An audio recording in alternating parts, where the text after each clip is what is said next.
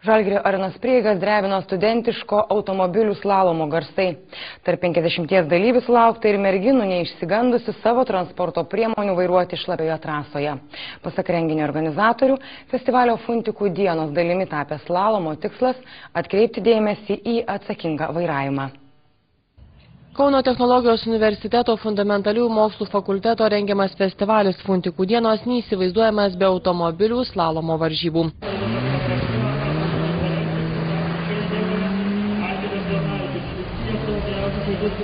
Anksčiau jos rengtos prie aukštosios mokyklos, vėliau įvairių prekybos centrų aikštelėse, o šiemet lyjant lietui drebino Žalgirio arenos prieigas. Socialinė akcija Mąstyk ne tik už vairo, kurios metu vyko 2 renginiai, tai vienas iš jų buvo pirmadienį, vaikų diena, kur jaunimą supažindinom su naujomis mąstymo galimybėmis, išmokėm įdomiau spręsti visokius matematinius, fizikinius uždavinius ir taip pat praplėtėm jų akiratį tai, kas vyksta kelyje, o šiandien tiesiog bandom atkreipti dėmesį į nesaugų eismą, į avarijas, į nelegalias lenktynes ir surengėm studentišką automobilių slalomą legaliai.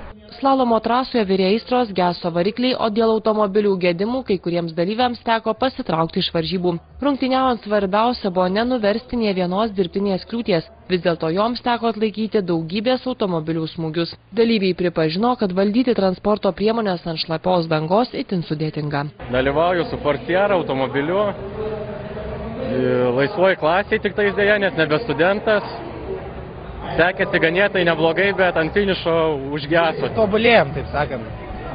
Anksčiau buvau kažkada, atsimenu, 2, o dabar 1. Tai manau, kad gerai. Trasa gera, viskas tvarkoja, sunkiausia buvo šlapę trasą važiuoti, o daugiau tai viskas tvarkoja. Lengva šiaip. Sunkiausia buvo, kad yra 2 aikštelės, 2 trasos ir jos skirtingos, nors atrodo vienodus. Varžybose savo jėgas išbandė ir merginos, tačiau dailiosios lyties atstovių slalome visada būna labai mažai. Sunkiausia tai, kad šlapia kelio danga. Organizatoriai džiaugiasi, kad šiemet savo gebėjimus panoro atskleisti apie 50 dalyvių, nepabūgusių vairuoti automobilių šlapioje trasoje, sulaukti ir gausaus būrio žiūrovų. Festivalio metu surengta ir daug įvairių akcijų. Šiais metais turime gražiausių automobilių rinkimus. Per pagrindinį pasirodymą, galima taip sakyti, turim motociklininko pasirodymą, kuris, kiek girdžiu, vis dar vyksta. Dar kas dar?